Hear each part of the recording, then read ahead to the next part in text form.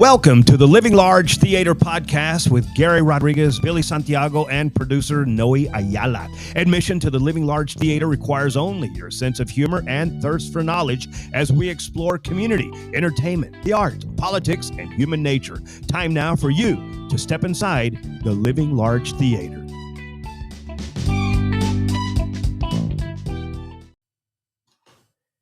And welcome to another edition of the Living Large Theater Podcast. I am Billy Santiago, along with my friend of 35 years, Gary Rodriguez, and our producer extraordinary, Noe Ayala here. Attaboy, Noe. Coming up, we'll be talking about, is the Cowboy season over?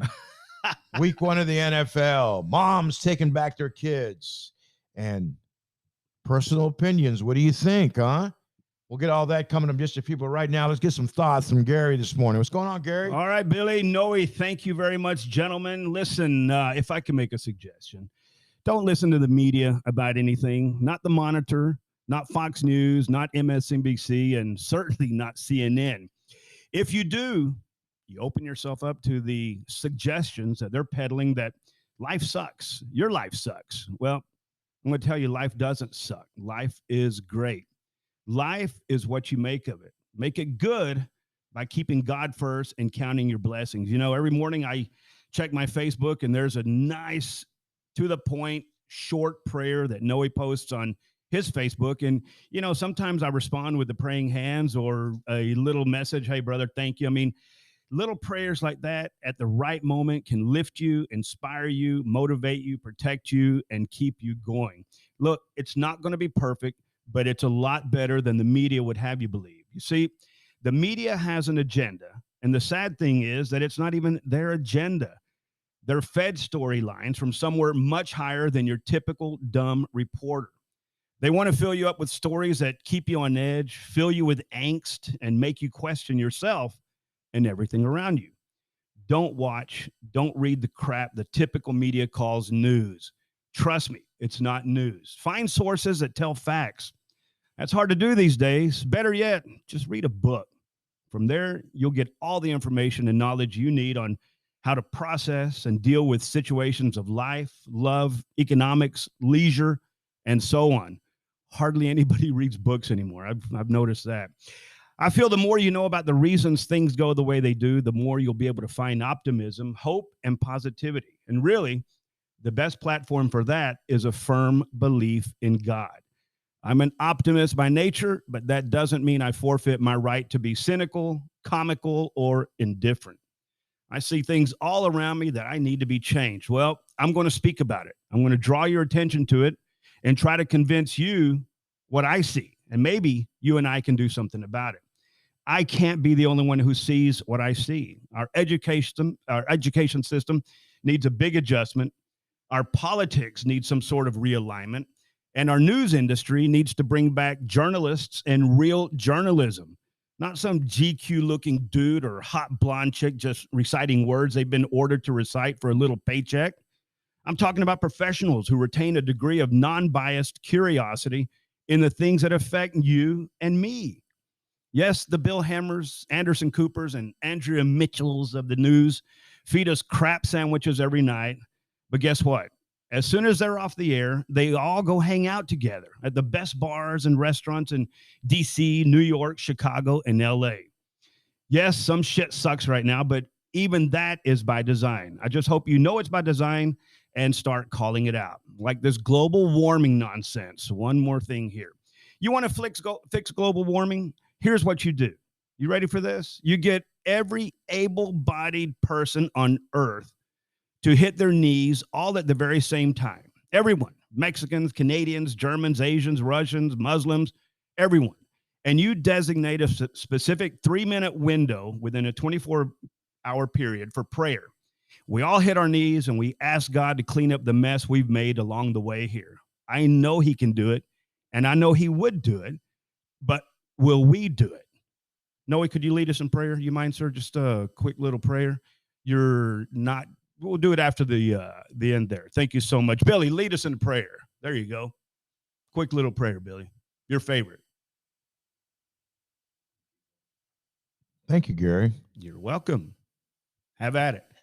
Well, dear Lord, we thankful for the opportunity to give us to talk today on our podcast. We thank you for all the blessings you've given us throughout the last 5 months as we continue our road to grow as a podcast journalist, as Gary would put it. And we thank you for all the good things you've put in our way. And we appreciate and have ample gratitude each and every day for the life we are currently living. Amen. Way to go, Bill. Thank you, brother. That was tough, man. I had to think about that. Well, but you thought about You caught me off guard. I Gary. tried to. I wanted to. You threw me a left hook. You threw me a Joe Frazier left hook. I wanted to hear your faith, and you brought it out right there. When you can do it at the spur of the moment, that says a lot, you know. And going back to, I don't know if we're journalists because I was a journalist. Well, no, but not so much me. I did study journalism in college, but you are. Well, I was. Now I'm more. Well, opinion. But still, it never leaves you. Yeah, okay, you're more of an opinion guy. Yeah, but back in the day, I remember you did some pretty good reporting. It was good. And your role as our news director at B104. It was excellent, man. I tell you what, those just times. The facts, ma'am. Just the facts. Who was it that sent us, or did I go on my own? I went to a couple of Dallas Cowboys training camps. One was at Trinity, St. Edwards, up in Austin when Jerry brought the Cowboys there. When they were the St. Edwards. St. Edwards, yeah, St. Edwards. And then they eventually transitioned to the Alamo Dome. Remember that? Right. They did a couple years at the Alamo Dome. I had a blast. I don't know if I went on work or on my own for fun. Well, we went. I went on my own. Okay.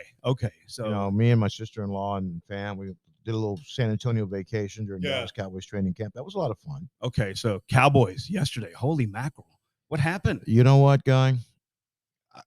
I always give them the benefit of the doubt at the start of the season. But before Dak got hurt, they look bad.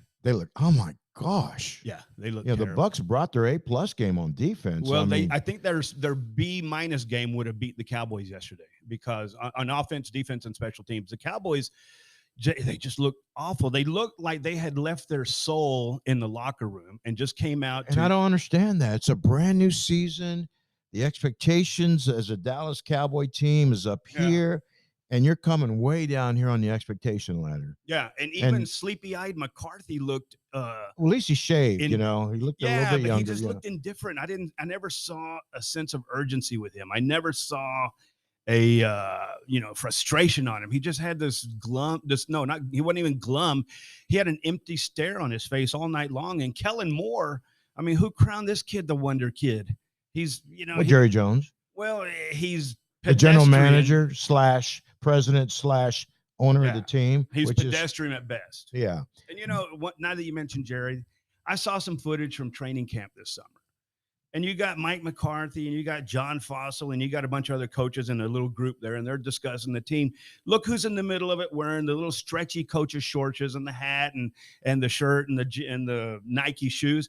Jerry Jones. I'm like, what are you doing? Get out of there. Go, leave them alone. But he's there meddling and getting in the way, and I don't know. Go fly in your helicopter. Yeah, do something. You're a billionaire. Let the coaches coach. The other thing, Bill, I don't know if you saw this. Some of the players essentially sleepwalk through their plays. They didn't seem like they had any ganas. They didn't, I think. Well, you know what? I'll give Zeke some credit. He ran hard last night. He ran hard. Yeah, but okay. There's more to running the ball than running hard. I can run. Hard. Dak kept throwing in crowded spaces. Yep. I mean, there'd be two Tampa Bay defenders on a receiver. Yeah, most of the time the ball was a little bit behind the receiver. Throwing behind, throwing above, So it was a bad start to the Dallas Cowboys season. And then Dak gets hurt. That's crazy. Now this morning, I'm watching the sports shows, and I always do that during NFL football to see what they're talking about. They think the Cowboys should go out and either trade for the Huntley guy from the Ravens, the backup quarterback for the Ravens, or go after Jimmy G. I'd go after Jimmy G. But see, after yesterday's game, they're not going to let him go with the Bears. Yeah, Trey Sanford's probably going like, man, aren't we glad we kept on hang on to Jimmy G for another couple of weeks? So yeah, you're right about that. He may not be available at all. But and then Michael Irvin was on with Stephen A. this morning. And he was saying, the Cowboys ought to stay with Cooper Rush. He won us a game last year. You sound just like him, dude. You sound just like him. No, but Michael Irvin's defending the Cowboys pick of Cooper Rush as the backup quarterback. Yeah. He's capable. So we'll see how that goes. I mean, I'm going to tell you something, Bill. Now that you say capable, he may be more capable than Dak because Dak looked off. And the problem is you cannot go the whole preseason without playing a down. Zeke and Dak did not play a down in the preseason, in a game. But and you know what? Again, I'm just Zeke came out balling last night, even though that Tampa Bay defense. They shut him down. They shut him down a little bit. And when I kind of, disagree with your thing, he ran hard. Yeah, he runs hard, but I've seen guys like he's not as explosive as he used to be. He's not Pollard explosive. Yeah, and I think he doesn't have that vision anymore. He hits the hole. He gets. How the hell can you see what that damn face shield he's got on, man? It's all about the money. It is. Yeah. You're right. Well, he got paid. Well, he got paid, and then he called it in. Defense actually did a great job for the Cowboys. They did field goals after field goals. I think it was 4. Right. Yeah. Before they even scored. So and the offense just totally let them down. The offense, and you're right, Noe. The defense kept them in the game, and the offense just kind of let it slip away. Yeah, couldn't take advantage. So Dak's out. Perhaps Cooper Rush can motivate the team to turn it around. So what do you think for the next 7 weeks? How many victories are you talking about? I mean, they played the Giants. Oh no, why you like that, man? They'll probably in the next 7 weeks they may have 3 wins. I'm going to go to the Cowboys game in December on the against the Redskins, and then I'm going to the game late December with the Eagles. So Texas Stadium will be sounding like this. Yeah, why you like that? It'll man? Be me and my popcorn. Hey, speaking of that, so I'm watching the Texan game. It was a noon game against the Colts. Texans were up. Texans were up 20-3 going into the fourth quarter. You have the sound effect with a positive spin on it because at least they had a tie. They didn't lose. Oh, you're too funny, Gary. Oh my goodness! But I'm watching the game, and they go into overtime. Okay, Texas got the ball at the 50-yard line. It's 4th and 3.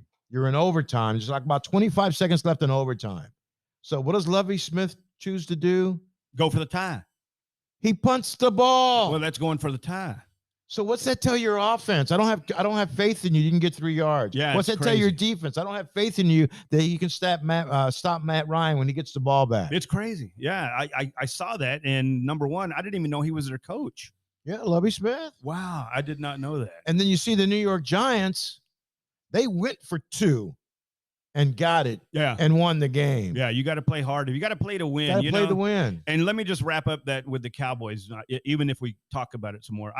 The Cowboys can go 0-16, and I'm still a Cowboy fan. I'm not going to bounce over to the 49ers or a disappointed Cowboy fan, right? I don't know about disappointed. Yeah, I think discouraged right now. Discouraged? Yeah, because they just didn't, take away the hand injury to Dak, and the whole team sucked. Well, I take that back. Noe, thank you for correcting us.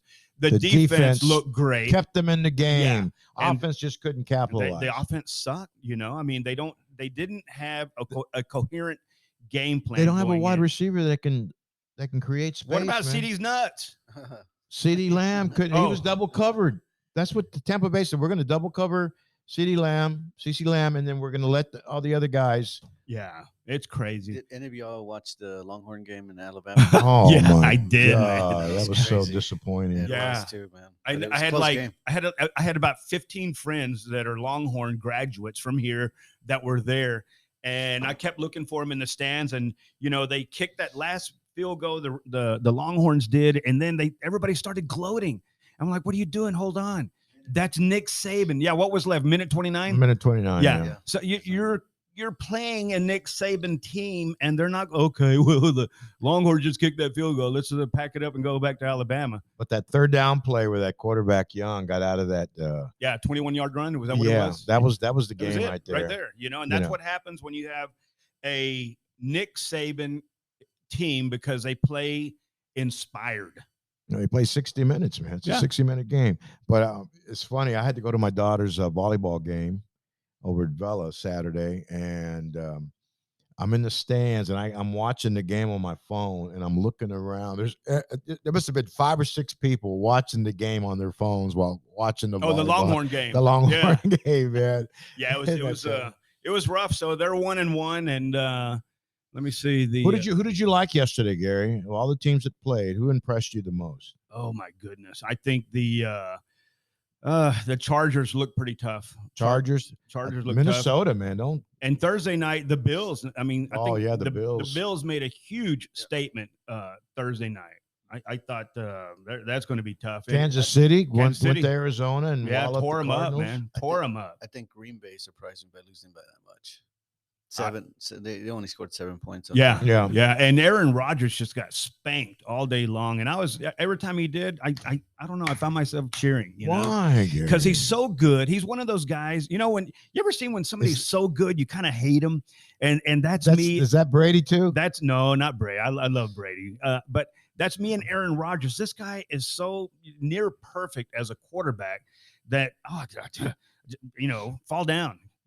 Something. I just have a high degree of disdain for him because he's not a Dallas Cowboy. I mean, we've been through chingles of quarterbacks since he came into the league 18 years ago, starting with that mullet Quincy Carter.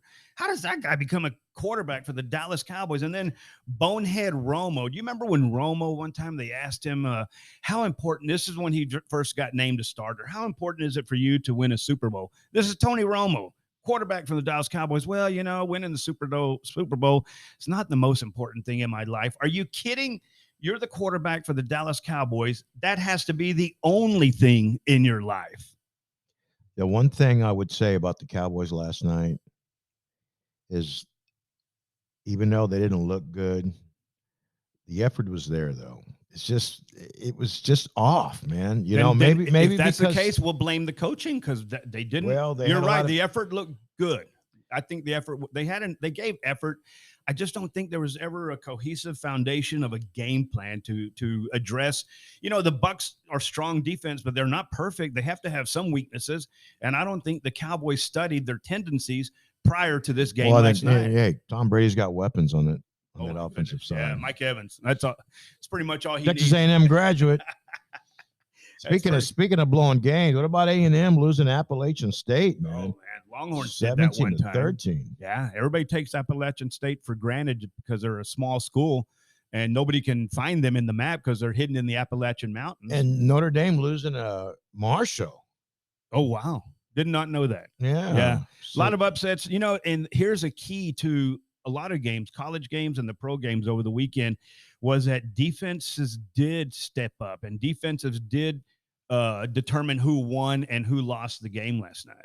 I mean, like Noe said earlier, our defense last night, on top of the game, but the offense, the offense got stymied by the Tampa Bay defense. So you still believe the Cowboys make the playoffs, Gary?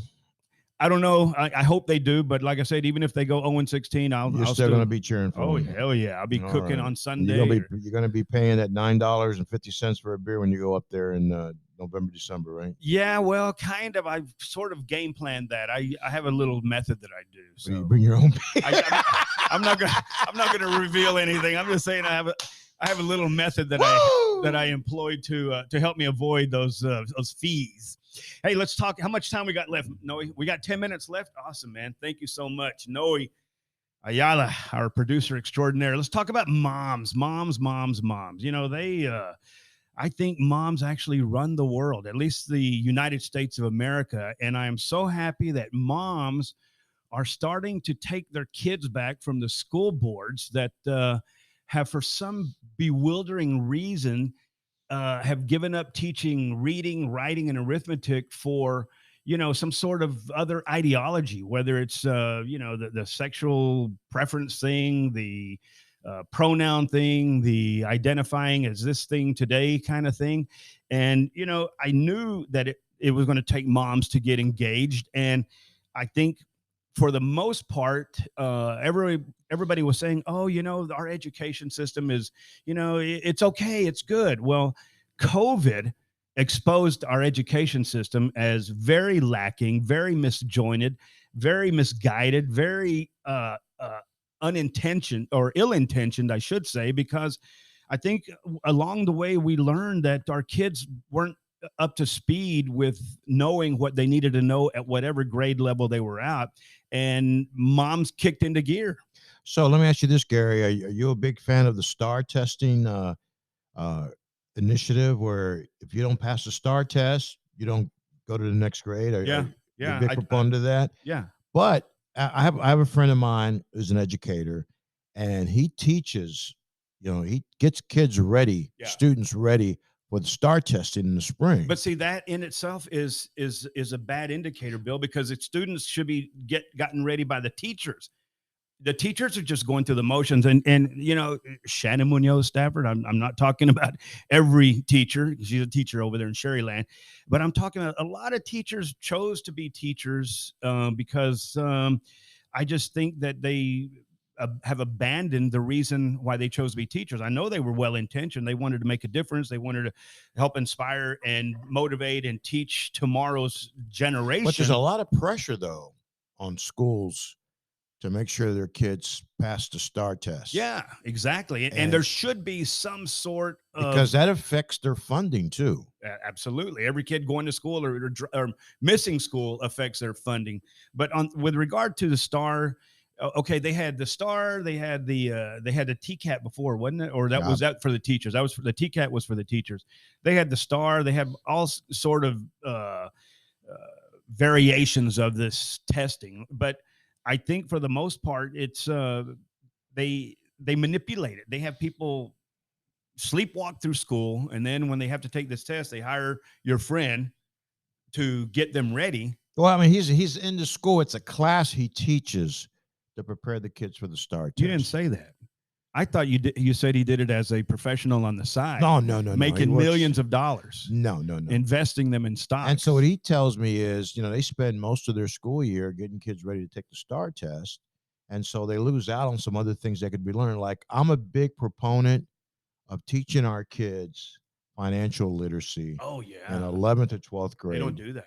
They don't do that. They should start teaching them how to write checkbooks in 5th grade or 6th grade, or how because to balance a checkbook. you need to balance your checkbook. You need to know how it works. The financial system works. Yeah. You need to understand that if you borrow money, you're going to be in debt, and you got to pay it back. Yeah. Because Uncle Joe's not going to be there to give you $20,000 to pay off your student loan. He already pissed in that corner. He left his mark with that. That's uncalled for, man. It's unconscionable. But going back to moms, moms, you are the axis of life in America, and you getting engaged, and you running for school board, and you winning school board elections, and you bringing your motherly instincts to bear at a school district, I think is not only noble and commendable, but necessary. We need you. We need you to get involved. We need you to be engaged in what's going on in your school and your school district. And, if you would just take a few moments to drop by or ask some questions, I think we can turn this ship around. And I just want to just shout out to all the teachers who continue to show up every day and try to teach kids about life, about the importance of good education, and about the classroom. So really appreciate all the teachers who are still, because a lot of teachers have retired here, Gary. Yeah. After COVID hit, and we this virtual learning thing, and my brother-in-law Harold. Yeah, a lot of people got out. Got out, and a lot of good teachers left the profession. Yeah. So we still are, excited about teachers showing up every day, and like I always say, it's a tough job, man. Learning those kids well. Yeah, it's a tough job, and it doesn't get any easier, And on the flip side of what I'm saying, I think there's a lot of parents who, are sort of uninformed themselves and may get in the way of some teaching. But for the most part, I just think that parents, especially moms, have their finger on the pulse of what they want their children to experience in school, what they want their children to learn in school, and how they want their children to grow because of being in school. And I'm talking pre-K all the way through college, because, believe it or not, parents are still involved with their children all through college. And I think it's very important that you stay involved. But I think You hit a point there. They have to get involved. That's They the have main. to. They have to get involved because if not, you know what happens. Yeah. Well, like what we do with our daughter, Marissa, you know, she's 17, senior in high school. You know, we check her grades every week. You Mhm. know, make sure she's staying on track. You know, you know, if she didn't turn in a class assignment, well, why didn't you turn in this class assignment? Yeah. It was an easy grade. Yeah. Yeah. You know, and then she'll make some flimsy excuse, and I go, Marissa, that's not good enough, Mom. You know, I see the same thing, man. I think it is harder to fail at school than it is to succeed because some of the assignments are easy and they practically give you the I answer. remember I had to make her help her build a dinosaur exhibit when she was in junior high. Yeah. And I made dinosaurs out of clay with pencils and stuff. Oh, I Bill. thought that was pretty good. Wow. My wife laughed at it. I go, I don't see you doing anything. No, there. Father of the Year trophy. Pull it out. There you go. Father of the Year, Billy Santiago. Let's go to something else Billy mentioned at the beginning. Personal opinion. Hey, man, you know, everybody has a personal opinion. Doesn't mean you're hateful. Doesn't mean you're spiteful. Doesn't mean you're homophobic or misogynistic or racist or anything like that. You have an opinion. You know, I'm 64 years old. My opinion's been shaped by 64 years of living. And if my opinion doesn't agree with your opinion, that's okay. And if yours doesn't agree with mine, that's okay. I'm still going to try to change your mind, and you're still going to try to change my mind. But at some point, we're both going to realize, hey, this cat really believes in what he believes. Like me being a Cowboy fan, 0-16. I don't care. I don't care if they never win another game. I'm still going to be a Cowboy fan. And, you know, people are just so cruel now by judging your opinion. You know, if you don't agree with this transgender stuff, they try to cancel you or you know, motivate people to harm you. Look, I have a different opinion. And if my opinion doesn't coincide with your opinion, you calling me names and threatening me is not going to change my opinion. I always come with this philosophy, and I got it when I was in college. I had a friend of mine who was Irish Catholic, and he was ex-military. He went to Vietnam. He was a medic in Vietnam, and he was a liberal, and he would always come in and we'd talk, and we'd always get in these heated discussions about politics and about religion, but we would disagree, but we still hung out together all the time. I mean, he was one of my best friends. That's you the know? best part. And that's just the way we were with each other. I mean, we used to, you know, as our kids grew up, as his kids got older, you know, he would invite me to go on fishing trips, and I would go hang out with them. We'd be arguing on the boat about stuff, you know. That's Yeah. just the way we were. Yeah. You know, rest in peace. He's passed away some years ago, but that's just the way you have to have an open mind, and you have to be willing to accept other people's opinion because. Hey, Yeah, and if it's different than yours, so what? you know what they say about opinions, right, Gary? Yeah, Everybody's got one. everybody has one. Yeah, Just like just like it is, man. I just think that everybody is, you know, especially with this social media and Twitter and the way you can anonymously attack people. I think it's really, really dangerous for civilization. I had a friend of mine went to the Cowboy game, and he posted a picture. He was in the nosebleed seats where he could see the big screen. It's all you can see. And he said, "Never again." And then he mentions, "If you're gonna post any negative comments, don't."